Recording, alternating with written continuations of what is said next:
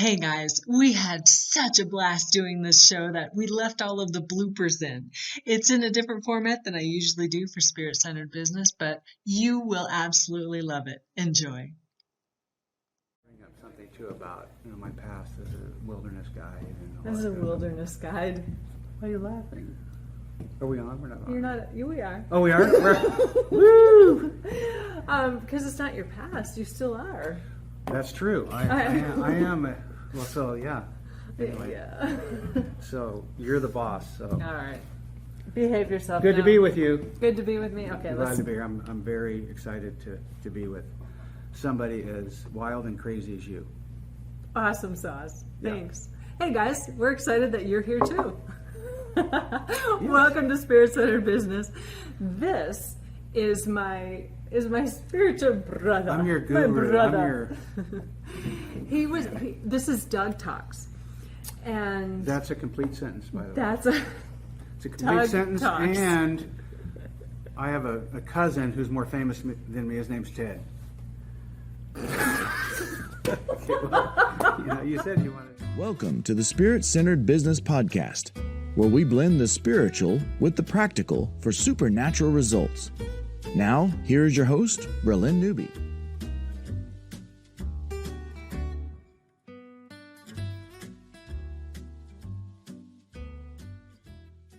You said you wanted to have a little fun at the beginning. I do. Okay. However, I have a couple announcements to make. So Okay. before we get into Okay, go for too it. much, okay. I can't wait. All right, you guys. Thank you. I'm using a different camera to obviously a different setup, and I'm like, okay, where are you? I think you're right there. Okay, there you are. So, hey guys, I am so excited that the Academy is finally open. It's been a while, but it's finally open. And I'm also excited. You guys may have heard me mention, but my cruise is ready Oh. to launch. Yeah, did you Is know there a that? name for the cruise? I remember It's- you've been talking about a cruise for this is a great example of somebody who is making it happen, but you've been talking about that for a while. Finally, I And sometimes know. it takes a while. Well, God gave me the idea for it it was either 16 or 17. 16. Yeah, 16. you shared that with 16, me. yeah. So anyway, it's SCB, Spirit Centered Business, SCB at sea, inside out. Because we got to deal with our inside stuff in order for it to come out I'm all well in about our that. business. Yeah. And so there's a lot of openings now, and the prices are low because of the coronavirus. Oh! Would you stop? Oh, yeah. Anyway, go ahead. Okay. We're just going to So roll with when it. is this? This is September 12th. Oh, you're through good. the- You'll be good by then. We'll all be flying high then. September good. 12th through the Or- 19th. It's coming, flying. I'm flying into Miami. It's Okay. launching out of Miami, and it's Okay. going to be the Caribbean, and we're going to go to, I don't remember if this is the order, but we're going to go to San Juan, Puerto Rico, St. Kitts, Grand Turks, and someplace else. And anyway, look for that, and it's really going to be a life-changing cruise. It's really a retreat. Yeah. We're going to get work done. We're going to get Good. work done on our business and get some inner healing work done. Awesome. So I think that's enough announcements. Let's officially All right. begin. Okay, so Mr. Tawlks is a wilderness adventure guy. That's where I learned a lot of what I'm going to talk about. So. I know. Yeah, he's also. You're not a pastor anymore, are you? I am a pastor. Not I don't pastor in the Pastor-ish? I don't pastor in the traditional context, but the organization I run is I do a lot of pastoring, and I love doing it because I don't have all the church rules to deal with. No rules. Yeah, church rules. I'm not saying there aren't rules, but anyway. Yeah. Okay, so it's the Life Bridge is where he is counseling and helping people. The with Life Bridge and also heart-to-heart marriages. heart-to-heart marriages. The best way to yes. find me is to Google my name, though, because Tawlks, Tawlks, and I'm going to have all of that information in the show notes. Yeah. So, Doug is also was my co-host on Risky Faith TV. We had a lot of fun with that. we did. Didn't we? In fact, you know what I should do? People are still joining Risky Faith TV. Did you know that? That's awesome. They're still liking it. It hasn't been a show in like 2 years. I know, right? Or a year and a half, but anyway. Yeah. You know what? What I should do for the promo for the cover? Remember that confused look that Yes. you and Guy had. Yes. Let's do that. I'll do that for the promo No. for this show. For this show, yeah. And That was a great look. That was a great That was one. a great look. And we had a really good trailer too. Okay, I'll put the bumper after the bumper of Okay. this. I'll put it at the end because it was a really great, Oh, fun that's little. a great idea. Yeah. Yeah. So anyway, that was You have Risky one Faith once in a TV. while, so. Can't wait to go on your cruise. Yeah. And do some inner healing work. Yes, exactly. Okay, well, let's talk about risk though, because you are the person. By the way, Doug is also. We went out shooting together. Oh, that's right. Not too long, very recently, we went out shooting. Yeah, because he needed to get Small his arms training. Yeah, Yeah. he needed to get his concealed carry permit, and I'm one of the coaches on the range, and I needed to brush up on my shooting, and so we You went need to out post and that had a video. good time. I know. Of you shooting. Yeah, but anyway, so The squirt. No, you didn't shoot any animals. shooting the animals. Yeah. I didn't shoot. I shot a barrel at 75 yards. You did really good on That that. was- On that. That was very impressive. I shocked myself. You actually I did was- good. You were better at it He- than me. That's why you were no, helping you me. were good. Yeah, I don't know. Anyway, so that was fun. But what was I talking about? Oh, Risk. the commitment move. That's commitment what I want to move. talk. Oh, okay. Because I Okay. always think No, that's about a great, you. That's a great opener. Yeah, I always think about you when I'm thinking about business, especially like this cruise. For crying out loud, this is a big deal. Yes. And I had to make a Oh yeah. commitment move. Probably made several. Yeah, and every day there's another decision that's going to be, impact people's lives or my finances. It's like Oh, I had to yeah. put money down on Yeah. this thing, right? So you were just the best person that I could think about to talk about taking risks. But you know what? I'm going to need my pad back because I want to You take are. show notes. Do you want to take those? Oh, I don't need pages that. out? That says commitment moves. on That does say commitment I don't moves. need He that. did it. But in order for me to make great show notes for the peeps, I got to take notes. Okay. Go Okay. for it. All right. So I'll just drink You my coffee tell- while you take notes. you are not drinking coffee. We're drinking water, and we have Because to cover up. you have the to be name. hydrated Exactly. when you're on this show. That's right. We do have to cover up the name. Cover up the name of the. Ooh, I didn't Yep. cover it up right there. So, so show it I again. didn't, well, I was just trying to see if it was covered up. You're gonna have to do this little blurry thing right there, right, where you blur it out. All right, talk about risk before these people. You want me to talk about what commitment moves are? I wanna mean, talk- You kind of yeah. threw that out there. I do. Because it's so important. It's a good way to in kind of life set the and- foundation. Yeah. I'm just going to sit back and The let you talk. How about definition. No, you're not. The definition of. Well, let me give the definition first, and then I'll give kind of where it comes from. The Yeah. definition of a commitment move is you end up in a situation. It could be any situation in your life related that requires risk. It could be in business, in a relationship, anything that just learning how to communicate your feelings more. But anything that requires risk, a commitment move is when you actually make the move in the direction of risking. And you're usually afraid. There's usually some kind of anxiety driving it. So it's called a commitment move because you're making a move. You're making a move in the direction of taking a risk, and there's no guarantee. That's why it's called a commitment move. There's no guarantee that it's going to work. And that evolved out of rock climbing because I used to be do a lot of rock climbing instructing, and we used the wilderness and we used rock climbing and rappelling to teach people how to overcome their fears. And there's a point on the rock where you, especially when you first start, you first start climbing, you don't realize how many handholds and footholds actually work. So your mind and brain you're afraid and you're telling yourself, there's no way that handhold, that foothold is going to hold me up. And when you make the move and you trust that handhold, you trust that foothold, that's a commitment move. You might fall and the rope would catch you, or it might work. And the wonderful thing about making that commitment move in a spiritual context is that you always have a rope if you're rock climbing, which is a smart thing to do. Let's keep having. Those people don't live very long that don't use ropes. And so once you make that commitment move, you learn all kinds of things. When you push through that fear, I call it the wall of fear. When you push through that wall of fear and make that move, and imagine you're pulling yourself up on that rock, and once you push through that wall of fear, you're actually conquering that fear. And then you learn that the rope will actually catch you if you fall. You also, sometimes you learn that the foothold or the handhold actually works, and you move up a little bit farther. Both those are valuable to know. So learning something by failing and learning something by succeeding, they're both valuable to know, because you're going to learn something. Yeah. And it's important to know that whatever you put in place as safety factors can protect you. That's really good. How do we relate that to business? You know, there's so many things where we don't know if something's going to work or not, but if we never try it, Yeah. we're going to stay in the position of not knowing if it works or not. I think, here's how I'm going to answer that question first. I think you Okay. have to be, I think the more experience you have at being a risk taker in every area of your life, not just in your business, but in every area of your life. So the question becomes, are you committed to being a risk taker? Do you understand the value of taking risks?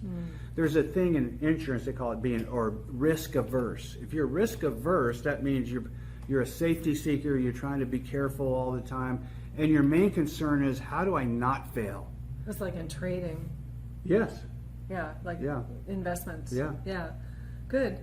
So the more you risk, the better you can understand the instinctive part of when do I risk in different ventures in the context of your business and your business relationships.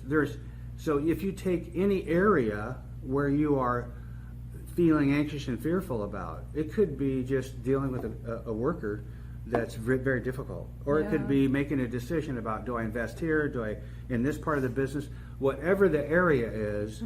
So I'm going to use rock climbing as an example. Whatever the area is, you got to know what your anchors are. So they use rock climbing anchors in rock climbing, and you set an anchor in a place, and you want to make sure the anchor is going to hold, just like in sailing or with a boat. We use anchors in every area of life. So you got to have your anchors identified when you're risking anyway, because we don't just risk willy-nilly. Right. We need to have those things identified. And in business, sometimes those anchors are, an example of an anchor would be, before I take this risk, I'm going to talk to 3 of the wisest people I know about it. That's an anchor. Right. Because we always, part of what gives us success and wisdom is the counselors we keep. Absolutely. You know, market research. So what are my anchors? You know, one of my anchors is a huge one, is just my physical health. Yes. And so knowing if I am struggling in an area of my physical health, knowing what it's going to take. First of all, in order to improve in that area, you have to know something about that area. So I tell people that all the time. If you have a problem, you need to know something about the problem. And I always ask people this: have you studied your problem? If it's depression, anxiety, we have an epidemic of fear and anxiety. And we have high, crazy levels of anxiety in people in our country, starting at children all the way through adults. Yeah. And I ask people all the time, what do you know about anxiety? And most people say, I don't know anything about it. You haven't even read an article on it? No. You have to know something. This is an anchor point. You have to know something about what's wrong with you to overcome it.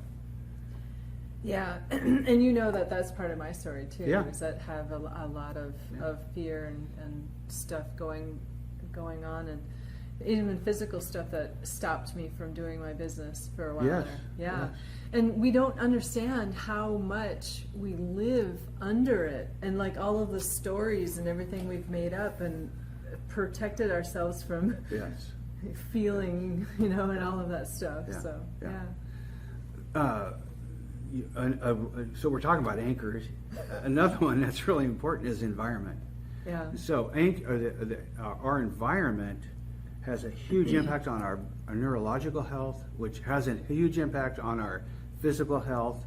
And one of the ways you heal your brain is by the environment you live in. And the environment you live in has to do with relationships you have.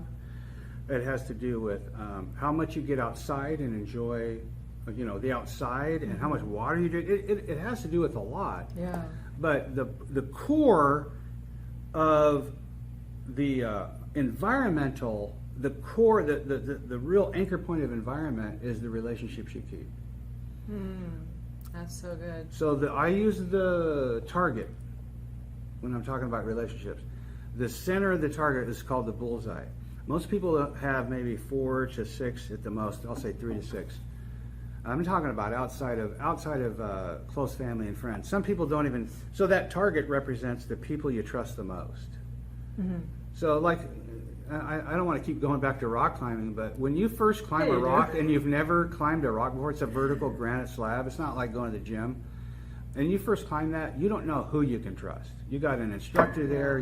That might be me. You might barely know me. They're telling you the thing. They're giving you information about how to get up that rock.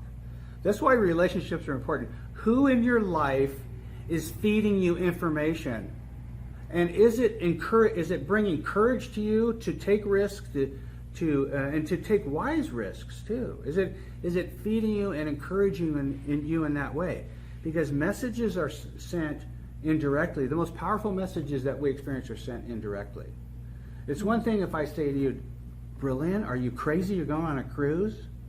Well, what if I just got all anxious about it the first time you told me, and I started going, well, what about the coronavirus? I keep bringing that up, but what about the weather? And have you checked the weather forecast for September? And because we have people like that in our lives. Yeah. I'm sending you a message about something that could happen, right? But I'm sending you a message about that is saying to you, you better be very careful out there because you don't want to fail and mess up. Yeah. Which is, you can't be a risk taker and think like that. You can be careful, but failing and having it fall apart isn't the primary factor or driving, because that's rooted in fear. And fear will always lie to you and tell you you can't handle failure. So that's one of the lies of fear. You can't handle failure. This is so important what I'm talking about right now because people. It's huge. So I heard. Like failure is fatal. Failure is. It's such a lie, but we believe it, right? And the thing about failure that why it's so nasty, the fear of failure. Failure's not nasty. Right. No. It's the fear of failure. Right. Why it's so tricky is because most people, and when I say most people, I've been doing this for a long time. I heard Dr. Daniel Amen. I don't know if you know, he's a famous neuro. Yeah. He said this on the radio today. He said, for 30 years, every day of my life, I've been looking at the brain and doing things with the brain and studying it and that type of thing. And it hit me because I have often said, I have counseled and prayed with thousands of people. I've often said that. And I'm not saying it because I want people to be impressed with me. I'm saying it because I want people to listen to me. I have been looking at the way people think. Mm-hmm. And imagine and what goes on in there, because I get into people's heads, and so I know things and understand things about how people's brains, not just their brains, the physical part, but how we think in certain patterns and we go in certain directions. You want an example of that? I do. For example, okay, so I heard him say that, and I thought, I've been doing that with risk, with the way people think, for 30 years. Not every day, but probably 3 days a week at least. But when you're not climbing, thousands of people. Right. So an example of that would be, and this is just something that I kind of came up with to help people understand this, but we go through a process in our minds where we hit a Y in the road over and over again. And one thing that will help you remember this is Robert Frost's poem, which he talks about. I came to a fork in the road, and one was well-traveled and one wasn't. We come to forks over and over again every day, and I'm going to talk about this in the training, by the way, and get more specific in the academy. Perfect. I'm going to talk about it more in the academy. So we come to a fork, so I'm going to put my fingers up. There's a bad example of a fork. It's a fork in the road. One direction will take us in the direction where we are being influenced by fear and trying to be careful and trying to be cautious because we believe we believe in something that's not true, and that's that we can actually protect ourselves and we can be more secure by playing it safe. Okay, so we come to that fork in the road. So an example would be, I'm thinking about going to graduate school, like when I went to graduate school to get my master's degree. my natural tendency is to go down. I always think of the left. I go to the left. It's the more safe, and I start thinking things like, okay, well, how am I going to afford this? I start thinking of those are all important questions. Well, yeah, they are. But it's down the left, and I start thinking about, and if I sit there at that fork in the road for very long, and I'm looking to the left, and I'm listening to all these fear-driven thoughts, that's why you need to know who's been speaking into your life about fear or risk. Yeah, because you'll hear their voice. Yeah. And once you start heading down that path, it becomes more familiar to you. So the next time you come to the fork in the road, you just turn left and you go. So that's what I want to challenge you, and I want to get into more in the academy is which way do you tend to go? Okay, so to the right is the road less traveled. To the right is less control, less ability to define things, and that is very scary to people that are risk averse. Yeah. It's intimidating. To somebody who is committed, so here's one of my core values, to living a life of adventure, it's appealing to go down that road that's less traveled. So that's the thing that I would like people to get to in their lives, where when they come to that fork, that Y in the road, that it would stir up excitement and energy in them when they look to the road less traveled. And instead of thinking about all those things and talking themselves out of it, they look down there and they see the obstacles and they go, that's probably where I should go. Yeah. Okay? Yeah. And so here's a little cool thing that I just thought of recently, because this concept was taught to me many years ago about we're either going to vote no and take the safe route, or we're going to vote yes and take the adventurous route. And I realized this recently because I was speaking on this recently, that fork in the road is a Y, and it stands for yes. Yes to the adventure. Yes to the risk. And Yes. It helps you remember that. It does. It does. And, a lot of people say yes and figure it out later. And so, especially if you're living by faith, or, God calls you to do something and you're shaking in your boots about it, but you have to say yes and be obedient. There are so many times and if entrepreneurs, people who are growing, even their organizations, they're taking risks. Absolutely. And some people, a lot of them are taking risks, they don't even know they're taking them. They've gotten so used to it that they get up in the day and they make decisions and they do things, because we want to get to the place where taking risks is more exciting than it is scary. Yeah. And we're not saying you should throw out planning. We're not saying you should throw out organization. But if you want a spirit-centered organization, you have to factor God into it. And the Bible says that He wants to lead us and guide us into all things. Mm-hmm. So if you're coming from somebody whose core value is to live a life of meaningful adventures, the sub-core principle of that is make plans and pray that God interrupts them. That's going to be a quotable. Make plans and pray that God interrupts them. That's really good. Which is how I think, because when God interrupts, and learn how to recognize when He's interrupting those plans, because I believe this with all my heart. When we make plans, and I know people that they plan to the detail, and then they cannot get off that plan. They cannot change from that plan. Oh my gosh, I can't believe you said that, because that's the third part of my book, Planning to Profit. Yes. It's like, get out of planning. Yes. Planning, Yes. thinking about planning and over planning and saturation. Into profit, right? Yeah. Good. Yeah. Awesome. Another thing that I was thinking about when you were saying that is inviting yourself, because I know that yes. Go down that road. Okay, I'm glad you brought that up. I feel good when I think about that. So one of the things that when you're an adventure seeker as opposed to being a safety seeker, adventure seekers, everything doesn't have to make sense to them.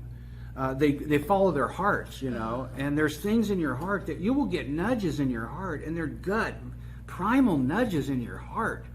And I learned that years ago, and I oftentimes would, and she used the phrase, I would just, instead of waiting to be invited, I would just invite myself. I mean, I've been to weddings where I wasn't invited because I thought, why didn't they invite me? I know they want me there because when I'm there, it's going to be more fun. And they just forgot. Maybe it didn't get to my mailbox as I was traveling around the country, whatever. And I just think, I'm going to go. And nobody's Who ever does that? And I bring a gift. Nobody's ever sent me away, right? So, well, it is more fun when you're there. Come on. so I'm gonna have fun. So anyway, this thing about inviting yourself, it really hit me one time because there was a family that we were getting to know, and we would just call them up and say we're going to come over. You know, we don't do that as much now because the culture's changed a little bit, but we would call them up and say, hey, we're out front. Can we come in? We would just show up. We would invite ourselves. And who's we, first of all? Well, I was the one driving it, but my wife would come with me sometimes. Because it was a couple. It was a couple. They became our best friends. Okay. So she told me years later, she said, I don't know why you kept showing up on my front porch. She said that to me. And she said, but we were going through hell. Oh. Our lives were falling apart, and if it hadn't been for you showing up over and over and over again, I don't know what would have happened to us. Wow.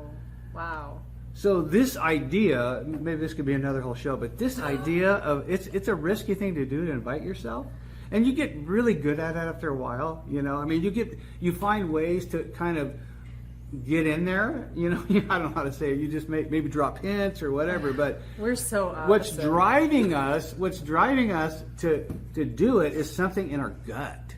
It's something in our heart that's saying we have to go connect with these people, with this situation. I think even in business, there are times we could be missing critical decisions because we do a lot of things intuitively. So if you overplan, you squeeze intuition out of it. Yeah, an opportunity. Yeah. Right. Well, especially opportunity that could be driven by intuition. Mm-hmm. That voice.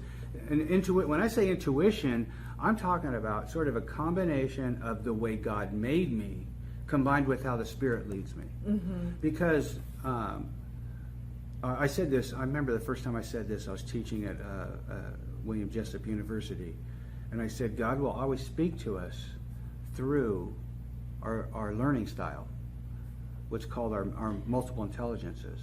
That's really good. And I kind of blurted it out, like before I even thought about it, but everybody went, ooh. And so I thought, say it must it be again. good. I'm like, God will always speak to us through our learning styles. Yeah. So one way to think about that is God speaks to us through how He designed us, because our learning style is part of our design. Sure.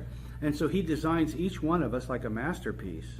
And He speaks through us because He appeals to that part of us that He made, that He knows is going to care about what He's trying to lead us into. That's a good point. Yeah. It's not always about something coming from out here. Sometimes I think a lot of times it comes from in here. Right. And so it's very important to know. Now that brings up another issue. Know how you're designed. Yes. It's very important to know how you're designed and to completely celebrate it.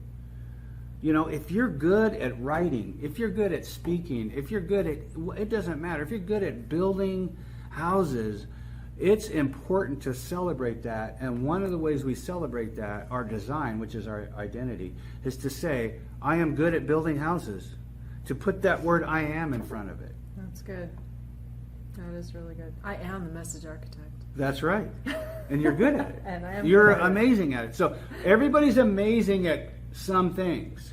Yeah. But most of us spend too much time doing the things we're less than amazing. We're not even good at it. And it chews up our time. It sucks our time out. Guilty, totally guilty. Yeah. So part of it is finding something that happened in my life in the last couple of years was I made a decision that I was going to stop just spending a lot of time doing things that I'm not good at. And we have to get things done. There's always anything that we're involved in, it's going to require getting things done that we're not good at. Right. So I made a decision. And this was a risky thing for me. I'm going, instead of letting fear drive me and go spend all this time. Are you hearing me? I'm hearing you. Are you picking up what I'm throwing down? I am picking up what you're throwing down. So I had something happen today. This is very fresh. I'm going to give a today example.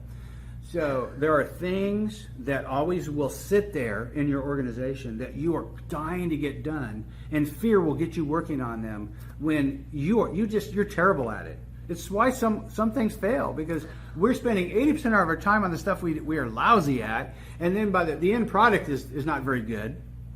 Okay, here's my call. Okay, to wait, action. let me finish. Okay, well, you want to do your... Let me give you this example. Okay, go ahead. So there's this thing that there's several things in an organization that I want to see happen. I mean, for every reason they should happen. Right. And I decided in the last couple of years, I'm going to stop forcing things and trying to make them happen. I'm going to put my time and energy into the things that are happening, and then I'm going to pray and ask God to bring the right people. And I think that's very important, to actually ask Him, because believe it or not, I'm terrible at that. I'm terrible at asking God for things. I'm just terrible at it. Really? Yes. Oh. But I've been getting better at that. Invite yourself into his storeroom. I don't know and say, why. I'm gonna need this. Yes. And So I need anyway, this. I am getting better at this, and so I'm not making this up. Last night at 2:00, I woke up. I was having a hard time sleeping, and I started thinking a little bit about some things that I want to happen. Hey, by the way, we don't feel good when things aren't getting done, do we? Oh my gosh. It's not a good feeling. It hurts. And that bad feeling drives us to do things a lot of times. Yeah. But it was last night, and I prayed, and I said, God, I need somebody, the right person to do this. And I started praying this way 2 years ago, and we have probably 3 or 4 times more volunteers in our organization than we did a couple years ago. It was a real God moment for me, where he woke me up again early in the morning.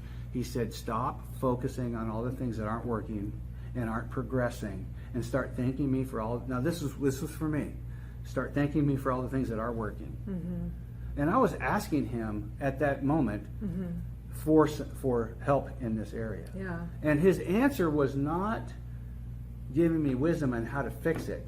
He didn't tell me how to fix the problem, about going and working on the problem. He told me to fix myself. Yeah. And be thankful. And it was from that time 2 years ago that our because what I was wanting was more people and the right people, and we have grown dramatically. Yeah. So last night I prayed a similar prayer, but it was different because I was just asking the Lord. And somebody called me, somebody texted me that I trained and mentored 10 years ago. This morning, texted me. It was at a coffee shop here in town. I went and met with her, and we both knew it was a divine appointment. And there are some things in our organization that I believe she's going to magically put her hand to. Not magically, because she's gifted that way, and I believe there's going to be new fruit in that area. Well, what I was going to say earlier is I have been praying for the right tech team and the right assistant to come along, because I've gone through, people that just weren't quite right, and I'm like, and at the moment, you think, oh my gosh, this is going to be so perfect, and then it doesn't work. So, still waiting for that, and I have been praying. Anyway, throwing it out there.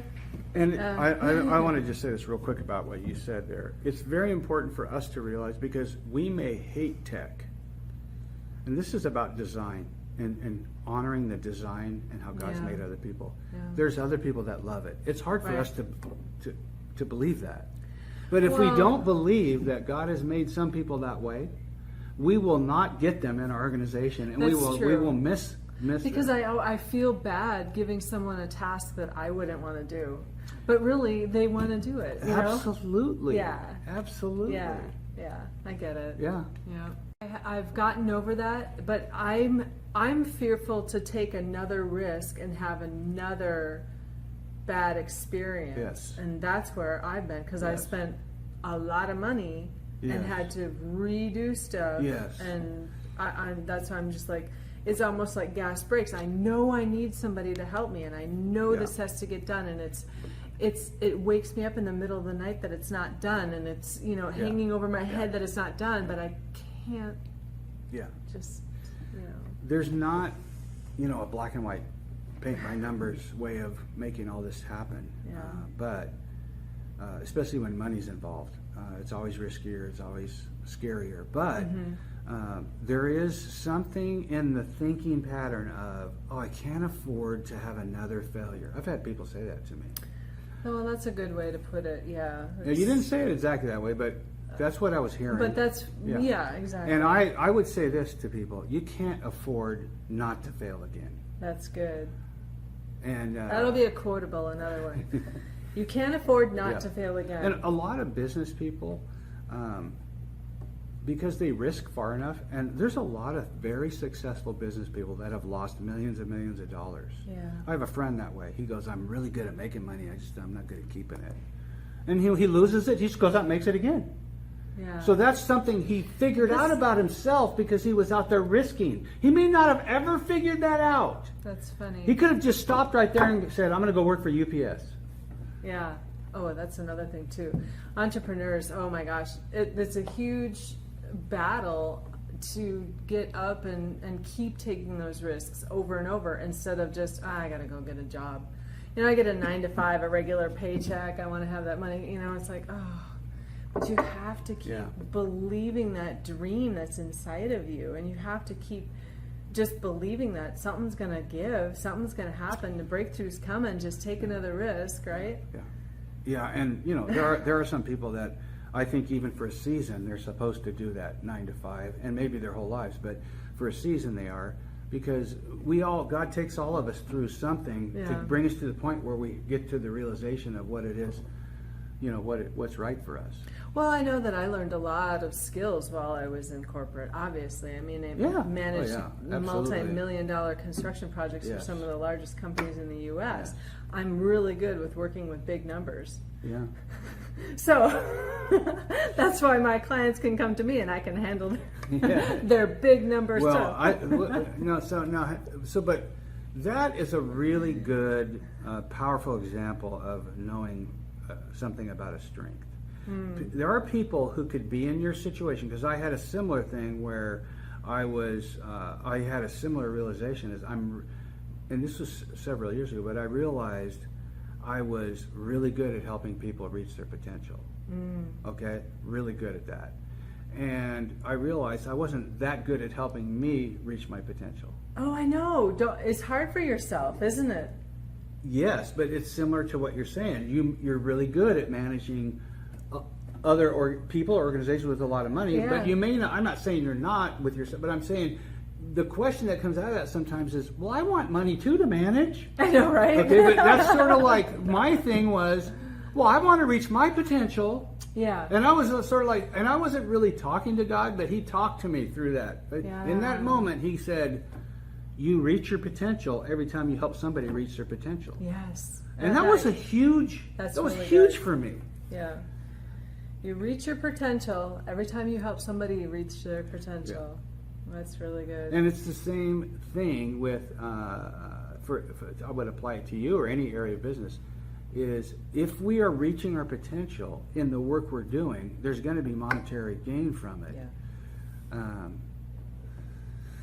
I'm really excited to, I'm going to be working with another coach, and I haven't worked with a coach now for several years. I spent tens of thousands of dollars when I retrained and hired coaches and went through programs and all of that when I came out of corporate, just to start my job and to start, getting into this new industry that I really didn't know about. But it took the same skills that I had, team building and project management and, budgeting and scheduling and putting all of the pieces of puzzles together. It's the same thing, just a different industry, right? So I'm excited right now. Yeah, that's exciting to hear that. What? No, I'm feeling that excitement. I know. What do you mean, what? What?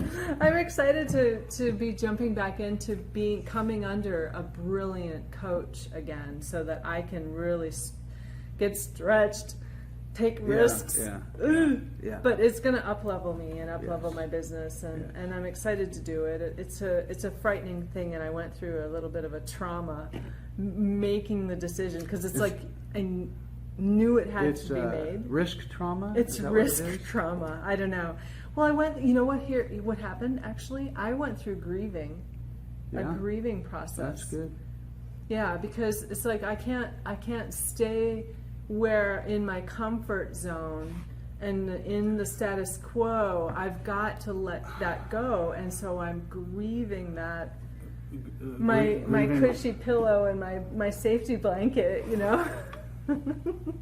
That's interesting. So you're grieving the loss of that? Is that what you're saying? Well, The yeah, cushy because now I've got to get up level, and I've got to let go of some things and toughen my skin, and it's time for Bralynn. So can I ask you a question? In front of God and everybody. What do you grieve? What do you think you would grieve more? Giving up that cushy, I call it that the in-between spot. You can call it whatever you want. Or would you grieve more missing the adventure by staying there? That's really important for people to think about that. Well, it's. I understand what you're going. It's slightly different for me. For me, it's not necessarily the adventure. Yes, I would miss the adventure, but bigger than that is missing the impact that I can have. Well, that is the adventure. If I'm staying small, I'm not able to help people, and then if I can't transform their lives, they can't transform the lives that they're called to transform. The way, I don't think we're saying anything different. No, it's just adventure's a good when word. I hear cushy, that's what I've been in that in between place, and in the beginning, sometimes. What I call that the in-between seasons, and and that's a part of life. And sometimes we need the rest and the cushy, and we need the oasis, and we need that. But there's a point where we cross past the need for that, and we start getting hungry, and we start getting restless again. Like Les Brown says, you gotta stay hungry. And I would say that we're always hungry.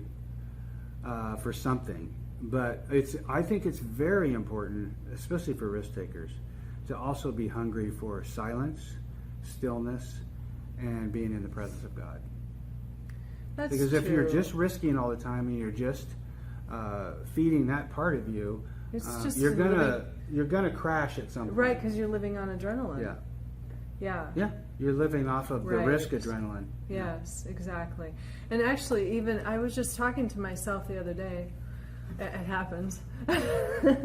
After I did. It's been beautiful. It's February and it's beautiful outside, and I did an outdoor training session. Oh, nice. And it was the first one of the season, and outdoor, it's just so exciting, and I love it, and you're breathing fresh air, and you're actually running up real hills. It's not a treadmill at an angle. Wow. And it's like you're doing some stuff, and I went down and I did my push-up. I did all of this stuff. Anyway, when I got done, I'm talking to my heart. I'm like, okay, adrenaline, you can let go now. You've done your job, and it's okay to let go, because at that I was like so pumped, and you know how it is, and lactic acid, you're free to release, and don't hang out in my muscles and make me sore tomorrow. You know what I mean? Because we just get so jazzed, and I realize I'm really addicted to speed. I've told you this before, and this is a dirty little secret. I literally get depressed when I have to slow down and take an exit off the highway. So it's weird. That's I'm gonna start analyzing you here. I'm very tempted to do that. But let me say something about, maybe we could kind of wrap it up here a little bit. Yes, absolutely. One of the things that I recently realized is, if you look at the totality of Scripture, Old and New Testament, it's full of risk takers and adventure seekers. Mm-hmm. One of the biggest risk takers of all time was Jesus Christ. He trusts us. He puts trust in us to carry out his mission and change the world. And God allowed his son to take on the form of a frail human being. So there's huge risks in all of what that he did. But if you go clear back to some of the best Old Testament and New Testament stories, you have people who are risking sometimes to the point of death. And if you take another glance over those people, most of those people were committed to and faithful to being in the presence of God and being still. One of the examples that I like is there were Joshua sat outside the tent where Moses would go in and talk to God, and Joshua would sit outside that tent and be still and just sit and probably listen to conversations in there. So he was close to and able to still himself. And there's many examples of that throughout Scripture. One of my favorite is when the women went to the tomb and they wanted to just be near Jesus. Yeah. And they got there and he wasn't there. Well, he actually was there. He came out and talked to them. But he wasn't there the way they thought he was going to be there. So there was just this willingness to go be in his presence. And I'm talking about something that's part of our Christian history, going back to the ancient Christians, where they understood just being still and being, and you know, included in that is singing and worship and things like that. But they understood that we have to carve time out to be in the presence of God, because what they got from it wasn't just instructions to do things.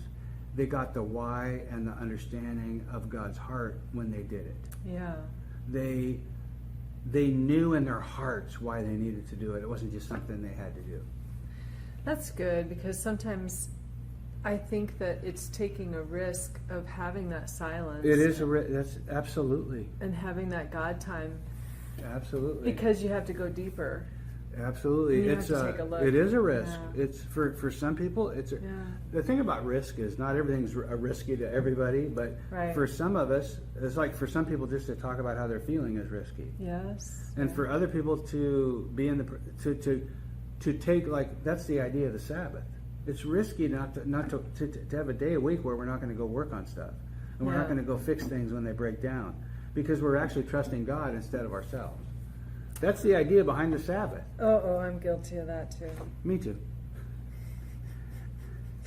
Trust God to fix things on the Sabbath.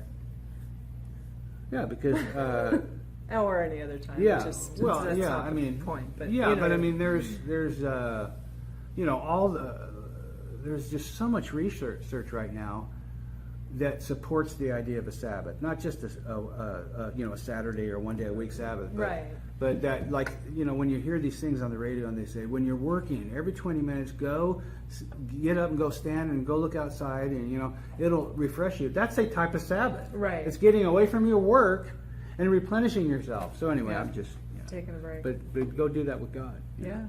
Yeah. All right. So, is there anything else you want to talk about as far as risks, or before we move on to? I just want to see if you've got any workshops or anything coming up you want to tell the peeps about? Well, I'm doing we are doing a marriage retreat in March, but it's full, so you can get on the waiting list if you want. It's in Monterey. I've heard that the marriage retreats are amazing. Yeah. So when I get married, yes, another risk. Right? Anyway, and gotta find somebody to date first. Doing a. Have you asked God for? I've asked God. Oh, believe me, I've asked God. Doing a transforming prayer training in March. In March as well. You go to the website. Is that the same one that I went to years ago? Probably. Or a revised version of it? Probably. Because it was good. Yeah. So that's. I think it's the 21st. It's Saturday. It's in March. So and it's on the website, thelifebridge.org. Thelifebridge.org. And is that live streaming, or they have to be in the area? So we have a group of people in Idaho that are setting up so they can live stream it. But I told them that they were trying to get me to come back there. That didn't work out. And so I said, well, you can live stream it. I just need you to handle the technical stuff. Well, you would have to have the camera in your room. Right. Okay, I got plenty of cameras. So anybody would be able to jump on that, though, and not just them. Right? I'll look into that. Because my audience is. Yeah. You guys, don't you think this would be cool? Yeah. Okay. What other? That's the only thing that's coming to mind right now. I mean, we have other gatherings, but I can't recall the. Okay. You know. Well, thelifebridge.org is the website. And go to the events section. Okay, in the events. And, you know, we do what's called an intensive. I mean, you'll see a lot of things on there we do, but some of the stuff we do is done by scheduling it. And an intensive would be a 3 to 4 day intensive where you get transforming prayer. You go through, we do it primarily for married couples, so you can do it for an individual. But and, you know, typically we have people coming from out of the area. So, Yeah, that's kind of like the cruise. It's like you just get away and it's going to be Right, intensive. right. Yeah, exactly. That's why it's a retreat. Yeah. Get stuff done. Yeah. Yeah, okay, cool. All right. Anything else to wrap it up? You good? It's good, yeah. Well, thank Thank you so you. much. This was a lot of fun. Right on. I appreciate that. All right, you guys, thank you so much for being, you know what I forgot to do? What? We totally forgot to take a break anywhere along the line. Oh, That's well, okay. you can All right. have to. I'll just, You can put I'll a just- thing in there that says break. okay. Okay, so here's me being a time traveler. Sorry about that abrupt break that we had about, 20 minutes ago.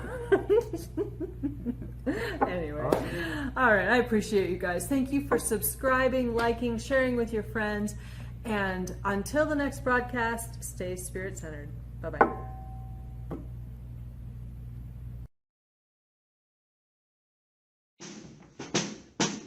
Oh wow, look at our lighting. We totally lost our lighting. No. Hey, we're in the dark. We're good. All right, hey. I didn't know you played drums. I really can't. I noticed.